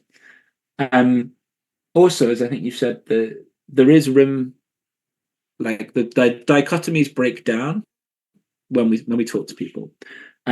So I just think it's really powerful to sit down and say, team meeting, department meeting, whoever it is, and say, okay, write down 5 things we all believe about learning. Now let's put them in the middle and see which things we agree on. But it's really, I imagine you have it where teachers that you work with say, you're telling me to do this thing, but the last person who came to see my lesson told me to do something different, right? That's really difficult for a new teacher to do anything about. And eventually the teachers just learn, oh, when Alexis comes, he likes to see questioning. And when someone else comes, they like to see this. So I'm just going to plan my lesson accordingly. Really, if we want to help teachers get as good as they should be, we need to have like, here's the one document, here's the things we all agree, and here's the things, here's what we want you to do as a result. So difficult as it is, I'd really encourage you to do it as much as you can. And then we've got this question, is any more examples of obsessive implementation being more powerful than beautiful planning? I'm going to go back. So a slide that I didn't include in the presentation, I'm going to just show it to you because, I mean, it's not super teaching, but it's just quite a cool example and hopefully it conveys something. So famously, fairly famously, when the band Van Halen toured around America in, I want to say, the 80s, they had a rider within their contract which said in the backstage in the green room they wanted a bowl full of M&Ms, but there should definitely be no brown M&Ms. M&Ms and chocolate. I don't know if you get M&Ms where you guys are. And that historically has been considered famous as an example of rock stars being ridiculous. But it was actually quite clever. This on the right is a picture of what their tour equipment looked like. It was too much stuff to carry around and set up. So they were contracting to event producers to set everything up in this way. This is before this kind of touring was common, and they didn't know if they could trust people to do it correctly. And you can see how much metal work and weight is up there. If it goes wrong and things start falling, you're going to have a really bad day. So within the contract, it said, oh, you've got to make sure there's 12 speakers over here and 8 speakers over there, and they've got a wire that links up this, and the lights are attached to this, that, and the other. They couldn't check all of these things when they arrived. So within the contract, they also had this line to say, look, in the backstage, you've got to have no brown M&Ms. If they find a brown M&M, it's their way of checking, it's their way of seeing, someone didn't read the contract properly, and now we've got to go check everything. That's what's this got to do with schools?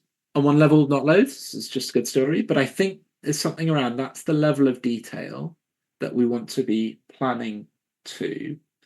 It's a lot easier for me if I'm going to speak to 100 teachers to say something that everyone's going to agree on. If I say, we should all do the best for kids or something. Well, no one's going to stand up and argue with me about that.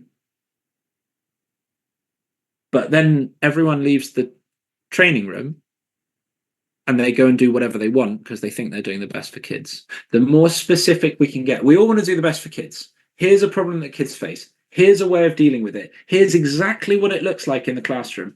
Here's what it doesn't look like in the classroom. I'm going to show you the same thing, but I'm going to change it slightly. Now, fine, people are going to disagree with us, but at least you make sure that no one leaves the room unclear about what we're asking them to do. And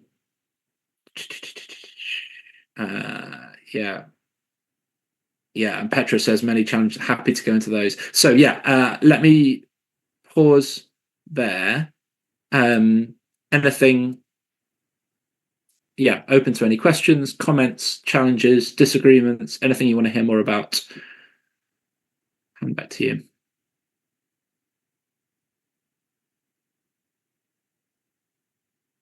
And you can feel free to type or feel free to unmute and chip in.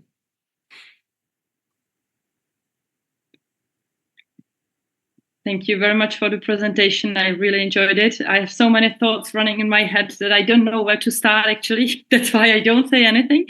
But maybe one question about there are now multiple contexts, actually, we are talking about the schools, the teacher training at the faculties, and also in-service teacher training. So teacher training like during the career. So let's now stay with the faculty context. I'm wondering if you have, because we have already tried to maybe implement a couple of ideas that you have been talking about, like this 4 things models. Well, we don't call it this, but we are trying. But now the question is, as you were also talking about the importance to simplify the whole thing and focus always on one single goal without moving forward. So the biggest question now is how to structure it in those 5 years that we have, because when we want to become teachers, we need to think about classroom management, to make the kids silent basically, then effective instructions, differentiation and stuff. So there are so many different things we need to cover, so many different skills, and our question is what to start with, and what to teach within those 5 years, and what just maybe to leave for later. Like, is the differentiation something that we can actually teach at the faculty? Is it something that they can learn during those 5 years to teach mixed ability classes and things like that? So have you thought about anything like this as well? What is the simple thing to start with, maybe if they go first to practice, to schools? Yeah. So, it's an impossible question, right? Because they have to do everything, but you have to teach them in the parts. So you can't say, go and teach the lesson, but only think about questions and don't think about explaining. So so everything is going on at the same time, but we can focus. Okay.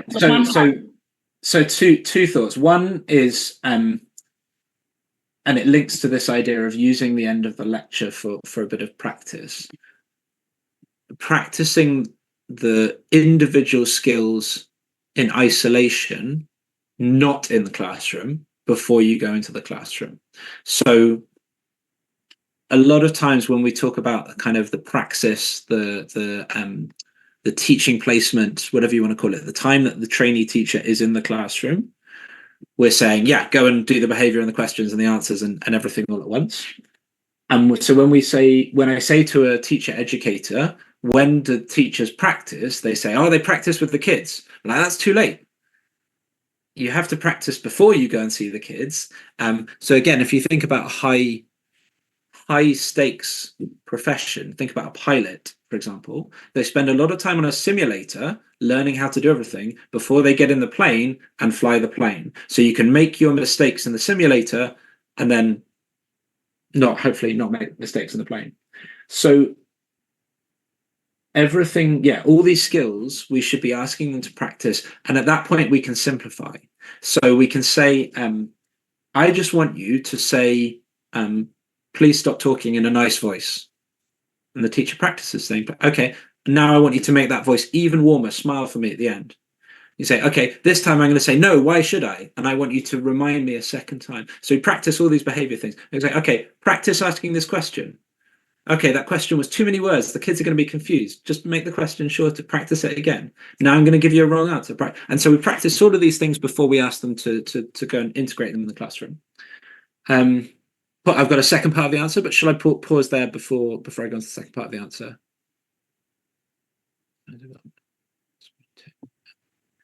So second part of the answer, with Step Lab, we talk about when you're coaching a teacher, again, we say we want you to do one thing at a time. How do you decide what to do? So imagine you go into the teacher's classroom and 10 things, like kids are running around, the explanation is confusing, the task is bad. Where do we start? We say, well, look, this is how we learn. We have to pay attention to something. It has to enter our working memory. We have to think about it, and we have to keep thinking about it until it ends up in the long-term memory. So until the students are attending to what's going on, they're not going to learn anything. So if student behaves, kids are running around, we've got to fix that before we think about anything else. Then we need to think about the way the teacher is communicating. Can they explain in a good way? Because there's no point in the kids trying to think about a thing if, one, that no one's listening, or two, if the teacher is talking nonsense. 3, if we can explain well, how can we now create a task that will make the student think harder?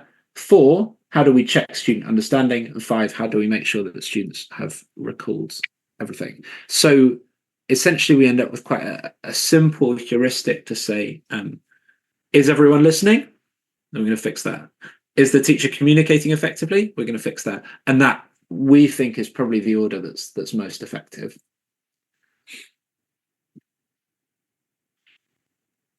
Thank you. I mean, like, does that work for you, Petra? Do you think, like, is any of that useful? Yeah, sure. I just, need time to process it. Sure. Yeah. Alex.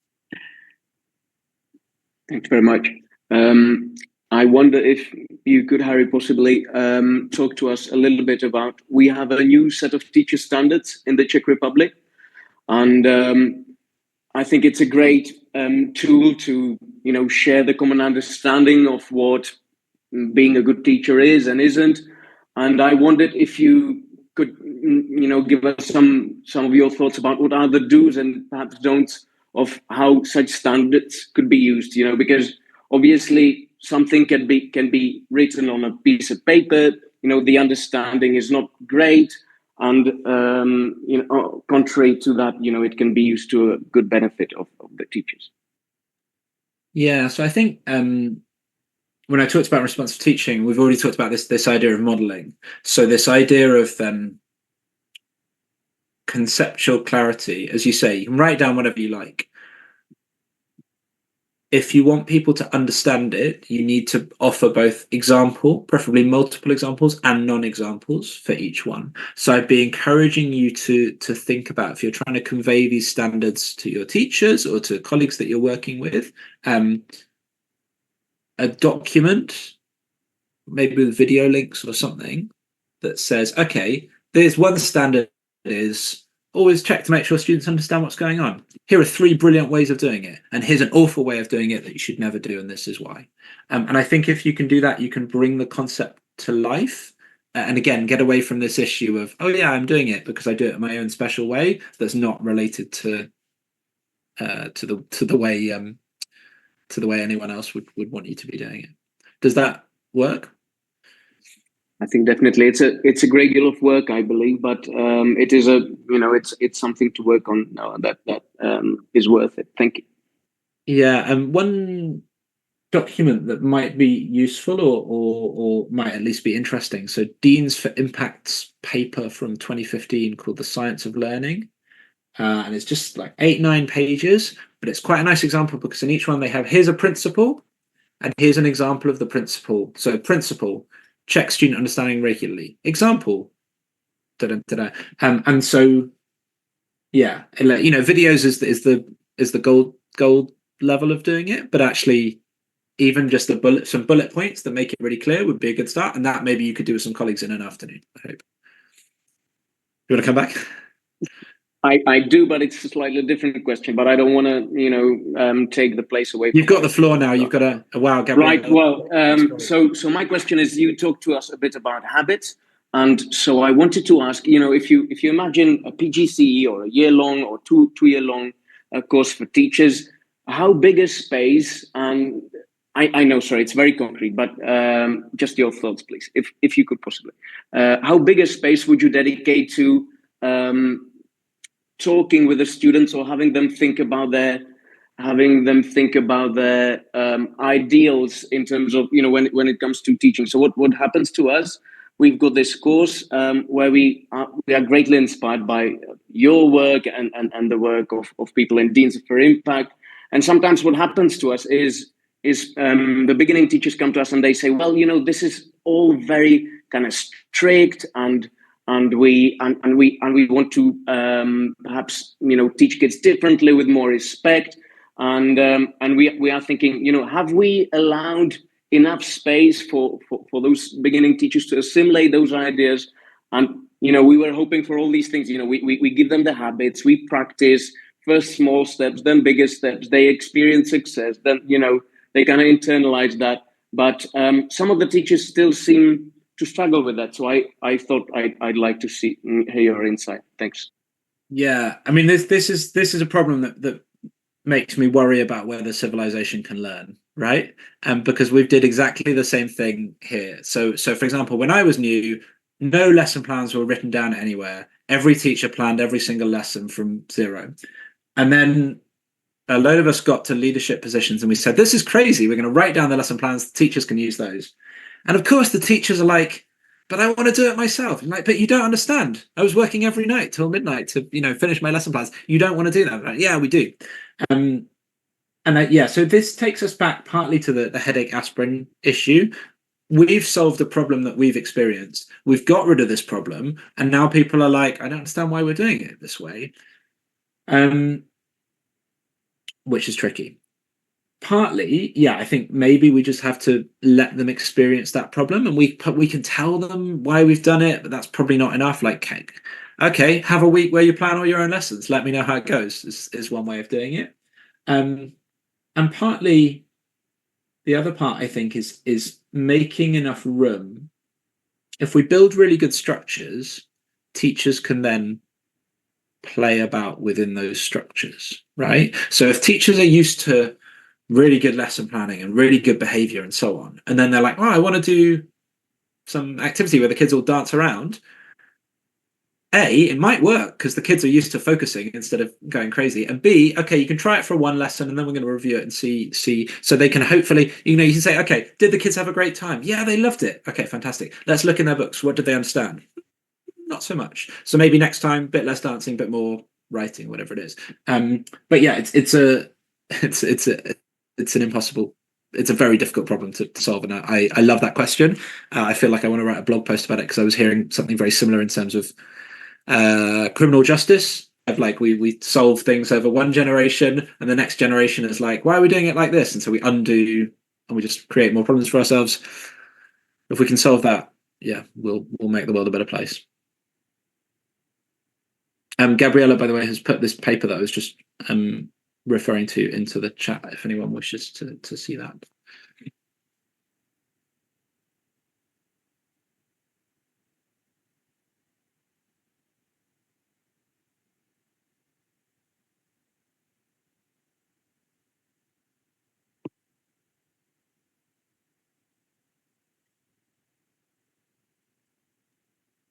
Here, I have a question about the third publication that you mentioned. It was so fast, I didn't know the title of the publication. I don't know if it's a publicly available document or it's something that's... Let me drop that in the chat as well, since that's what we're doing. Thank you. So we did, this was the systematic review. It's, in fact, so the full document I'm going to drop in first, but then they made a shorter paper that's 10 pages or 20 pages long with kind of nice pictures and so on. So that's the one I recommend you look at. So it's it was a report into effective teacher professional development, and here we go. So the second link is the one I'd recommend looking at. So this is the Education Endowment Foundation is our national charity for funding education, or national body for funding educational research, and they commissioned us because we wrote a paper saying that the existing guidance on teacher professional development was not very good, and so they funded us to do this review, and we spent 2 years and got all these. We found 140 randomized controlled trials, and we did this analysis on it and so on. So that's all there. Great, thank you.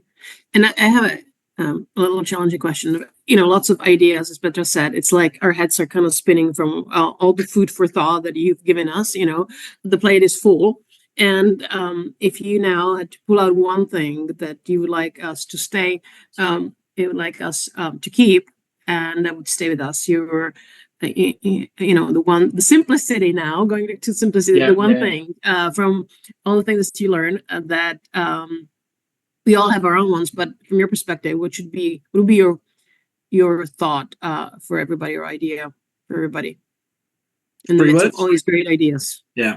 Three words. 3 words. 3 words. Okay, we can take 3 words. That's short-term memory. Okay. Do less better. That's my motto. No, you're taking my motto. What?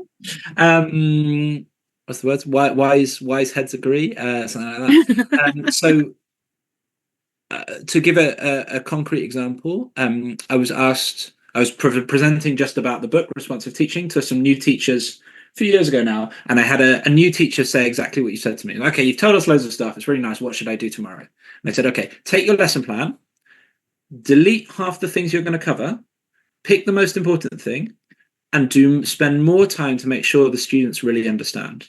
And so I'd be encouraging you to look at your same thing. Like we have to cover all these teaching competencies in the course. Doesn't matter. If they're going to forget it, doesn't matter. So delete everything, say, okay, here are the 5 things they've got to learn at the end of the course. And I'm going to spend the whole lecture practicing so I can say for sure at the end of the lecture, everybody in the room has formed a good lesson purpose or whatever it is. Right. So no, I get that. But what I've been learning is that mindset, do less and better, is another habit of thinking that you need to develop. That it's not an automatic skill that teacher has, because it's crafting and finding what matters. From what I read, is truly a skill and a way of thinking. So adding maybe 41 to your 40 strategies, habits that I need to develop that habit in thinking, and wondering where to start with. Like, there are different guiding questions, but if you have that teacher, or even us teacher educators who have all these things that we should be doing with our students, the prioritizing element is a challenge. So again, what habit should be built? I mean, that's a habit. What would be the first step to the habit? In terms of choosing the thing that we want to focus on. Mm-hmm. So I think there's this idea of the 4 fundamental problems. This idea of fundamental problems is useful. So say, okay, what are the things that everyone finds difficult? And then saying, what is like the first step to solving each of these problems? So even if we think, okay, new teacher, day 1, first challenge is how do they start the lesson? What do they say that gets everyone's attention and conveys, I'm here, I'm in charge, I'm nice, we're going to have a really exciting time? And actually this would make a really, and if we can imagine all our teachers are confident to start the lesson in a way that's going to work, that's really going to help them for the rest of the lesson. So yeah, picking 3 or 4 problems. And I imagine you survey your teachers, right? So asking, what are the things that you're finding hardest at the moment? Picking the thing that they find hardest and say, what's the one skill that's going to help them to do this better? Thank you.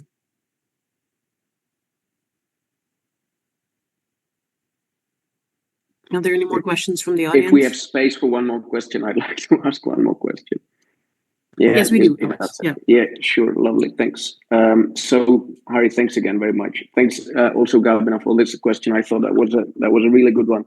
I wondered, Harry, if you could possibly give us an example. And I don't want any concrete plans, but I just find it inspiring when experienced people share their thoughts on this. When you were able to provide, when you were able to create this kind of headache, because you also were a teacher educator and you go to school sometimes and talk to what are some of your I'm really not want any concrete recipes, but I kind of do actually. So if you could share any thoughts on this, what were some of the questions you asked, or how did you go about creating this headache? Yeah, cool. So I think there are 2 ways of doing it. You can ask about a past experience, or you can create the experience. So if you're asking about a past experience, literally as simple as if you're with serving existing teachers, think about your last lesson. Did you have children messing around? Think about your last test. Did you have some kids not answer the test correctly that you knew should have known these things? So getting them to think about the situations that are frustrating them, or the creating it. Here's an example. If you imagine your students in a school, or students learning to teach, they don't organize their folders, right? So you can say, okay, we did a test 3 weeks ago. I gave you feedback on it. I'm going to time you. Everyone dig out that test. and that you're helping them to realize something that maybe they would otherwise have realized slowly. To say, look, the people who are organizing their folders can find the things straight away. The people who are not organizing their folders are still looking, and please organize your folders. So yeah, and my preference is to draw on people's experience already, because when we create these situations, sometimes people get annoyed. So one thing that I experienced as a trainee was it was a session that was meant to help you understand how life would be for people who come to England newly and they don't speak English. And so the teacher comes in and they speak in Arabic in this case. I'm like, okay, that's really clever, but like everyone's annoyed within about 3 minutes because no one can fix these things. So you've made your point, but you've lost sympathy in the process. Whereas if you talk about people's experience with sympathy, you could maintain that relationship as well. Thank you very much. Well, thank you. Thank you for the questions in the chat and participating part in Harry's presentation. And thank you, Harry, so much for being with us here today. As I saw on your website, you are a very busy person. And so we appreciate you giving us your 90 minutes, but also your ideas and your perception. And I think the ideas will, as the time goes by, something will stay, something will disappear, because it will not be reinforced tomorrow and the day after tomorrow. And I often read recommendations on one of the newsletters that I get. If there's one idea that you really like, make sure you share it the same day with somebody, and that will help you to stick with. So thank you for maybe changing our work, our identities as teacher educators, as classroom teachers, as maybe teacher mentors. There is food for everybody in the community, I believe. And you opened your presentation with saying good morning, or you said dobré odpoledne or something. So what I would like to do now is that everybody to unmute everybody and say thank you in whatever language you want to say thank you to Harry. So if you can unmute your computers, I'm going to count. Okay, I'm going to count to 0. Okay, my instructions. Okay, I want to see that you have unmuted your microphones, and I think it's going to be the best because often talking at the screen is very hard, unlike being in person. And now you're going to get the personality element in. So 3, 2, 1. Děkujeme. And I'll say děkuji. Thank you. The brilliant questions. Really interesting meeting. It sounds like you're doing some really, really interesting work. So I'd love to stay in touch and just hear how it's going. So thank you very much and enjoy the rest of your meeting. Thank you, Harry. Okay. Bye. Thank you. Bye-bye.